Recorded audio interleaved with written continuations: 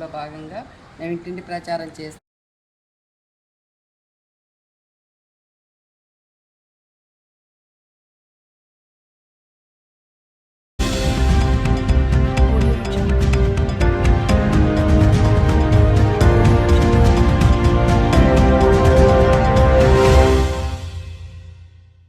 లో భాగంగా మేము ఇంటింటి ప్రచారం చేస్తున్నాము. ప్రచారానికి వెళ్తే మేము ఇంట్లోకి వెళ్ళకముందే వాళ్ళే మాకు ఎదురొచ్చి మీరేం రావసరం లేదు, మీరు హ్యాపీగా ఉండండి, గెలిచేది మీ పీఆర్ఎస్ఏ, కూటమి గెలుస్తుంది, మీకేం పర్వాలేదు, మేము చాలా నష్టపోయాము కాంగ్రెస్ పార్టీ పాలనలో, ఎన్నో చేస్తా ఉన్నది ఏమీ చేయలేదు, కళ్యాణ లక్ష్మి ఇవ్వట్లేదు, షాదీ ముబారక్ ఇవ్వట్లేదు, రైతు బంధు ఇవ్వట్లేదు, ఇంకా చాలా చాలా పథకాలు ఇస్తామన్నారు, ఏమి ఇవ్వలేదు. గ్యాస్ ఈ కాంగ్రెస్ ప్రభుత్వం ఎలా ఉందంటే అండి, బద్దేసి లాక్కునే దానిలాగా ఉందండి. ఏదో ఆ పథకం ఈ పథకం అంటున్నారు. మొత్తం కరెంటు బిల్లులు చూస్తే విపరీతంగా పెరిగిపోయాయి. మున్సిపాలిటీలో ఇంటి పన్నులు విపరీతంగా పెరిగిపోయాయి. 2 గదులు రేకులున్న వాళ్ళకి 10,000 రూపాయల ఇంటి పన్ను వస్తుంది. ఎవరు అంత ఆనందంగా లేరండి కాంగ్రెస్ ప్రభుత్వంలో. మళ్ళీ కారే కావాలని కోరుకుంటున్నారంతా. వినాయక మండపాల్లో పోయేసారి మీరు చూసే ఉంటారు. వినాయక నిమజ్జనానికి వెళ్ళేటప్పుడు కేసీఆర్ గారి పాటలు పెట్టుకొని డ్యాన్సులు చేసుకుంటూ వెళ్ళి నిమజ్జనాలు చేసుకున్నారు. అంత ఉత్సాహంగా ఉన్నారు కేసీఆర్ గారు మళ్ళీ రావాలని. ఇప్పుడు బతుకమ్మ అంటే ఆడబిడ్డలంతా ఒక చోట చేరి ఆనందంగా గడిపేటప్పుడు కొత్త కొత్త చీరలు కట్టుకొని ఆడపిల్లలందరూ మంచి సంబరాలు చేసుకోవాలని కేసీఆర్ బతుకమ్మ చీరలు పెడితే దాన్ని తీసేసి ఓట్ల ముందు మన పంచాయతీ ఎన్నికలప్పుడు వచ్చినాయండి చీరలు, బతుకమ్మ చీరలు. మళ్ళీ ఇప్పుడు మున్సిపాలిటీ ఎన్నికలు వచ్చినాయి, ఇప్పుడు ఇస్తున్నారు. మళ్ళీ పైపెచ్చు ఆ చీరలు కట్టుకొని ఓట్లు వేయడానికి రావాలట. మరి ఏ మొహం పెట్టుకొని వాళ్ళు చీరలు కట్టుకొని పోవాలో, వీళ్ళు ఏ మొహం పెట్టుకొని ఇస్తున్నారో నాకు అర్థం కావట్లేదు. వాళ్ళు చాలా ఆవేదనలో ఉన్నారండి. మన పెద్దలు చెప్పినట్టు నాట్లకి మధ్యలో వచ్చేది రైతు బంధు అయితే ఇప్పుడు ఓట్లకి మధ్యలో వచ్చేది రైతు బంధు అవుతుంది. సబ్బండ వర్గాలు ఎవరు హ్యాపీగా లేరండి. వృద్ధులకు 2,000 పెన్షన్ ఉంటే దాన్ని 4,000 చేస్తా అన్నారు, అది చేయలేదు. వృద్ధులంతా కూడా చాలా తీవ్ర అసంతృప్తితో ఉన్నారు. మళ్ళీ కారే రావాలంటున్నారు, మా సారీ కావాలంటున్నారు. ఆదరణ చాలా బాగుందండి మున్సిపాలిటీలో. తప్పనిసరిగా చాలా సమస్యలు ఉన్నాయండి. ఇప్పుడు ఇది మన మెయిన్ రోడ్డు తర్వాత ఈ కూరగాయల మార్కెట్ రోడ్డు ఉంటుందండి. అది చాలా పెద్ద రోడ్డు, మెయిన్ రోడ్డు తర్వాత అదే పెద్ద రోడ్డు. అలాంటి రోడ్లో కనీసం ఈ మట్టి లాంటిది పోసే పరిస్థితి కూడా లేదండి. ఎంతమంది పిల్లలు జారిపడి కాళ్ళు ఇరగొట్టుకుని ఉన్నారు, చేతులు ఇరగొట్టుకుని ఉన్నారు, ఫోన్లు పగలు కొట్టుకున్న వాళ్ళు ఉన్నారు. రోజుకో 10 మంది పడుతుంటారు ఆ రోడ్లో. కనీసం అలాంటి రోడ్డు కనీసం మట్టి పోసే పరిస్థితి కూడా లేదండి ఈరోజు. మీరు మెయిన్గా ఏమేమి సమస్యలు గుర్తించారు?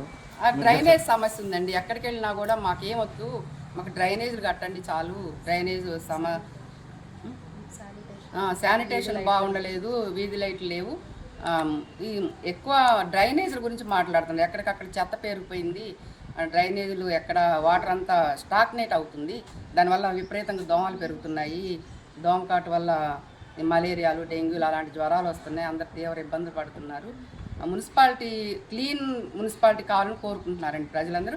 అది మేము ఇద్దామని మా కోరిక. ఇందిరమ్మ ఇల్లు ఇస్తాం అన్నారండి, ఇచ్చారు. ఎవరైతే కాంగ్రెస్ పార్టీ జెండా కప్పుకున్నారో వాళ్ళకి ఇచ్చారండి. ఎవరికి నిజమైన అర్హులకి ఎవరికి రాలేదు ఇందిరమ్మ ఇల్లు. కాంగ్రెస్ పార్టీ కార్యకర్తలకి వాళ్ళ జెండాలు కప్పుకునే వాళ్ళకి వచ్చాయి, ఇచ్చారు తప్ప నిరుపేదలకు ఎవరికి, నిజమైన అర్హులకి ఎవరికి లబ్ధి పొందలేదు. దానివల్ల మేము మున్సిపాలిటీ చైర్మన్ అయ్యి మున్సిపాలిటీని మేము గెలుచుకున్నట్టయితే ఖచ్చితంగా అర్హులైన వాళ్ళకే పథకాలన్నీ అందుతాయండి. దాంట్లో ఎలాంటి నిర్మోహమాటం కానీ లేదు, ఎలాంటి భేషజాలు లేవు, ఎలాంటి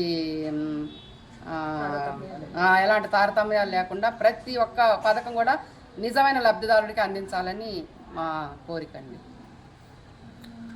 కాబట్టి మీ అందరూ అమూల్యమైన ఓటు కారు గుర్తు మీద, సుత్తికొడల నక్షత్రం మీద గుర్తు మీద వేసి మా కూటమి ప్రభుత్వాన్ని, మా కూటమి సిపిఎం, సిపిఐ, తెలుగుదేశం బలపరిచిన మా కూటమి అభ్యర్థులకు ఓట్లు వేసి మాకు ఘన విజయాన్ని అందించాలని మున్సిపాలిటీ ప్రజలందరినీ నేను మనస్ఫూర్తిగా కోరుకుంటున్నాను. ధన్యవాదాలు. అందరికీ ఒకటే విన్నపం అండి, మీరు మా కూటమి అభ్యర్థులు గెలిపించి మున్సిపాలిటీని మాకు మున్సిపాలిటీ చైర్పర్సన్గా నన్ను చేస్తే మీ అందరి సమస్యలను నేను తీరుస్తాను. మీ ఇంటి బిడ్డలా ఉంటాను. మీరు నా ఇంటికి రావసరం లేదండి. సమస్య వస్తే నేనే మీ ఇంటికి వస్తాను. ఇదిగో అమ్మ మాకు ఈ సమస్య ఉంది, ఒకసారి చూడు అంటే నేనే మీ ఇంటికి వస్తానండి. మీరు ఎవరు నా ఇంటికి రావసరం లేదు, నేనే మీ ఇంటికి వస్తాను. మీరు అర్ధరాత్రి కాలింగ్ బెల్ కొట్టినా కూడా మా తలుపులు ఎప్పుడు మీకోసం తెరుచుకొని ఉంటాయండి. అందులో ఎలాంటి మీరు ఇది పెట్టుకోవద్దండి. ఆ, దయచేసి మా కూటమి అభ్యర్థులందరినీ గెలిపించండి, మున్సిపాలిటీ అభివృద్ధికి మీ తోడ్పాటును అందించండి. జరిగేటటువంటి వైరా మున్సిపల్ ఎన్నికల్లో భాగంగా ఈరోజు బీఆర్ఎస్ పార్టీ, అదేవిధంగా మాకు సిపిఎం పార్టీ, టీడీపీ, సిపిఐ మద్దతుతోటి బ్రహ్మాండంగా మాకు ప్రచార కార్యక్రమం అనేది జరుగుతూ ఉంది.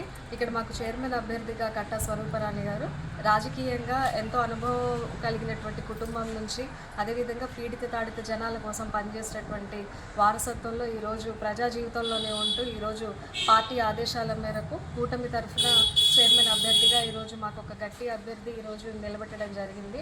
ఎక్కడికి వెళ్ళినా కూడా మాకు నీరాజనం అనేది కనిపిస్తూ ఉందండి. ప్రజల నుంచి మంచి స్పందన ఉంది ఇక్కడ. ఎందుకనంటే బీఆర్ఎస్ పార్టీ ఉద్యమాలు చేసి తెలంగాణ రాష్ట్రాన్ని సాధించి, అదేవిధంగా తెలంగాణని 10 ఏళ్ళు పాలించినటువంటి బీఆర్ఎస్ పార్టీ ప్రభుత్వంలో పాలన ఎలా ఉంది, అదేవిధంగా ప్రజా సంక్షేమం ఎలా ఉంది అనేది, దాంతోపాటుగా ఈరోజు కాంగ్రెస్ ప్రభుత్వం మార్పు అని చెప్పి కాంగ్రెస్ ప్రభుత్వం ప్రజలను మోసం చేసి గద్దెనెక్కాక ఈరోజు మాటలకే పరిమితమైంది కానీ చేతలు మాత్రం ఈరోజు చూసుకుంటే శూన్యంగా కనిపిస్తూ ఉంది. ఇక్కడ ప్రత్యేకంగా ప్రజలు కూడా, ముఖ్యంగా మహిళలు కూడా అన్ని చోట్ల అంటూ ఉన్నది ఏంటంటే, మీ కూటమి అభ్యర్థులు అంతా కూడా బ్రహ్మాండంగా ప్రజల్లో పనిచేసేటటువంటి వాళ్ళు, ప్రజా సమస్యల మీద అవగాహన నుండి స్థానికత ఉన్నటువంటి అభ్యర్థులుగా ఈరోజు మా ముందు వస్తూ ఉన్నారు. ఈరోజు ప్రజా వ్యతిరేకత అనేది మా ఓటు ద్వారా మేము తెలియజేయాలనుకుంటున్నాము. ఎందుకంటే మోసపూరితమైనటువంటి హామీలు ఇచ్చి ఈరోజు ప్రభుత్వం మహిళలను మోసం చేసింది, యువతని మోసం చేసింది, ఆరుగాలు కష్టపడే రైతును కూడా మోసం చేసి రైతు కంట కన్నీరు కార్చే విధంగా ఈరోజు కాంగ్రెస్ పార్టీ తన పాలన సాగుతూ ఉంది. ముఖ్యంగా వైరా మున్సిపాలిటీ పరిధిలో ఉన్నటువంటి 20 వార్డులలో కూడా కొంతమేరకు గ్రామీణ ప్రాంతం కూడా కలుస్తూ ఉంది. ఎక్కడికి వెళ్ళినా కూడా రైతులు కానివ్వండి, ముసలి వాళ్ళు కానివ్వండి, ఎవరు కూడా ఈరోజు కాంగ్రెస్ పార్టీని చూసి ఎవరు కూడా హర్షించట్లేదు. అందరూ కూడా చెప్పేది ఏంటంటే కేసీఆర్ గారు ఉంటేనే మాకు బాగుంది, కేసీఆర్ గారి ప్రభుత్వంలోనే మాకు అన్ని పథకాలు అందాయి, రైతు సమస్యలు కానీ రైతు కష్టం తెలిసినటువంటి నాయకుడుగా, ఒక ప్రజానాయకుడుగా ఉన్నటువంటి కేసీఆర్ గారి ప్రభుత్వంలోనే ప్రజలందరూ కూడా సబ్బండ వర్గాలు సంతోషంగా ఉన్నాయి కాబట్టి మేము మళ్ళీ కారు సింబల్కే ఓటేస్తామని చెప్పి ప్రతి చోట కూడా చెప్తా ఉన్నారు. మా అందరికి కూడా ప్రగాఢమైన విశ్వాసం ఏంటంటే ఈ ప్రజా వ్యతిరేకత కూడగొన్నటువంటి కాంగ్రెస్ ప్రభుత్వానికి బుద్ధి చెప్పాలంటే కనుక ఖచ్చితంగా ప్రజలు తమ ఓటుని బీఆర్ఎస్ పార్టీ మరియు కూటమి అభ్యర్థులకు ఓటు వేసి గెలిపిస్తారని మాకు కూడా నమ్మకం ఉంది. మేము ఖచ్చితంగా ఈరోజు వైరా మున్సిపాలిటీలో మా యొక్క జెండాను ఎగరవైపోతా ఉన్నాం. మా చైర్మన్ అభ్యర్థి గారు అత్యధిక మెజారిటీతో ఈరోజు గెలవబోతా ఉన్నారు ప్రజా ఆశీర్వాదంతో. అదేవిధంగా బీఆర్ఎస్ పార్టీ, సిపిఎం, సిపిఐ, టీడీపీతో ఉన్నటువంటి కూటమి అభ్యర్థులు అత్యధిక మెజారిటీ స్థానాలు గెలిచి ఈరోజు వైరాలో ఖచ్చితంగా వాళ్ళ యొక్క జెండాని ఎగరవేస్తారు. నేను ప్రజలందరికీ కూడా విజ్ఞప్తి చేసేది ఏంటంటే ఖచ్చితంగా మీ యొక్క ఓటుని అందరూ కూడా వినియోగించుకోవాలి. ఓటు హక్కు మాత్రం మన హక్కు, అది మనకి ప్రాథమికంగా మనం చేయాల్సిన పని మనకి రాజ్యాంగం ఇచ్చింది. కాబట్టి ప్రతి ఒక్కళ్ళు కూడా ఓటు హక్కు వినియోగించుకోవాలి. యువతని కూడా నేను ప్రత్యేకంగా కోరుతా ఉన్నాను. మీకు ఉద్యోగాలు ఇస్తామన్నారు, అదేవిధంగా ఈరోజు మీ నిరుద్యోగ భృతి ఇస్తామన్నారు, మరి స్కూటీలు ఇస్తామన్నారు. ఇన్ని ఇస్తామని చెప్పి మోసం చేసిన యువత మీ యొక్క నిరసనను ఖచ్చితంగా ఓటు రూపంలో తెలియజేయాలని చెప్పి వైరా ప్రజలందరూ తరఫున నేను కోరుతా ఉన్నాను. జై తెలంగాణ. జరగబోయే 11వ తారీఖు జరగబోయే మున్సిపల్ ఎలక్షన్లలో కట్టా కృష్ణార్జునరావు గారి మిసెస్ కట్టా స్వరూపరాణి గారు చైర్మన్ అభ్యర్థిగా టీఆర్ఎస్ తరఫున నిలబడటం జరిగింది. అయితే మేము ప్రచారంలో భాగంగా వార్డులో తిరుగుతున్నాం. ఎవ్వరూ కూడా అసలు ఎంతో సంతోషంగా ఉన్నారంటే మేము ఒక పేరంటానికి వెళ్ళినట్టు ఉంది తప్ప ఎలక్షన్లు అడగడానికి. ఎందుకంటే ఎప్పుడైనా ఓటు అడగడానికి వచ్చే వాళ్ళని ఓట్ల రోజు కనపడతారు, తర్వాత కనపడరు అనేటటువంటి అపోహ ఉంది ఇంతకుముందు. కానీ మా కుటుంబం విషయంలో అలాంటిది లేదు. ఎప్పుడు ప్రజల్లో ఉండే మనుషులు, ప్రజాసేవే పరమావధిగా భావించి గతంలో మా తమ్ముడు ఎంపీపీగా చేశాడు. చాలా వైరాన్ని చాలా డెవలప్ చేయడం జరిగింది.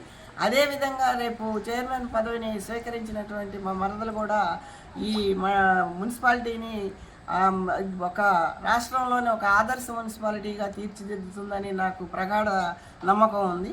తప్పనిసరిగా అందరూ కూడా మున్సిపాలిటీలో ఉన్నటువంటి ప్రజలు వాళ్ళు ఎప్పుడూ కూడా మా తమ్ముడి యొక్క ఆశయం ఏంటంటే ప్రజలే దేవుళ్ళు, మేము సేవకులమే, ప్రభువులం కాదు అనేటటువంటి ఆశయంతో పనిచేసే మనిషి. కాబట్టి తను కూడా మా తమ్ముడు అడుగుజాడల్లో నడుస్తూ ఇంతకాలం నుంచి కూడా ప్రజాసేవలో తను కూడా పాల్గొంటూ ఇండైరెక్ట్గా డైరెక్ట్గా కూడా పాల్గొంటూ గడిపింది. దాన్ని గుర్తించి ప్రజలందరూ కూడా ఈ ఏరియాలో ఉన్నటువంటి మేము తిరిగే ప్రతి ఇంటి దగ్గర కూడా ప్రతి ఒక్కళ్ళు మీరు ఎందుకండి ఇన్నిసార్లు తిరగటం అని చెప్పేసి వాళ్ళు చెప్తా ఉన్నారు. అయినా సరే మన బాధ్యతగా మనం పోయి గుర్తు చేయాలి అని చెప్పేసి మరి ఓటు కోసమే తిరుగుతామా అంటే తర్వాత కూడా తప్పనిసరిగా ప్రజల్లో ఉండే మనుషులే కాబట్టి ఇక్కడే పుట్టి పెరిగి ఇక్కడ ఉన్నటువంటి సమస్యల్ని తను ఆకలింపు చేసుకుని ఉన్నారు. కాబట్టి ప్రజా సమస్యలు ఏవైనా సరే తీర్చి మన మున్సిపాలిటీని డెవలప్ చేసేటటువంటి అవకాశం ఉంది. కాబట్టి ప్రజలందరూ కూడా వాళ్ళకి టీఆర్ఎస్ గుర్తుకి కారు మీద ఓటేయాలి. అట్లాగే మిగతా మన యొక్క సిపిఐ, సిపిఎం, తర్వాత తెలుగుదేశం సానుభూతి అభ్యర్థులు ఎవరైతే ఉన్నారో వాళ్ళందరికీ కూడా వారి యొక్క అమూల్యమైన ఓట్లేసి వాళ్ళ అభివృద్ధిని వాళ్ళు కోరుకోవాలని చెప్పేసి నేను మనస్ఫూర్తిగా కోరుకుంటున్నాను.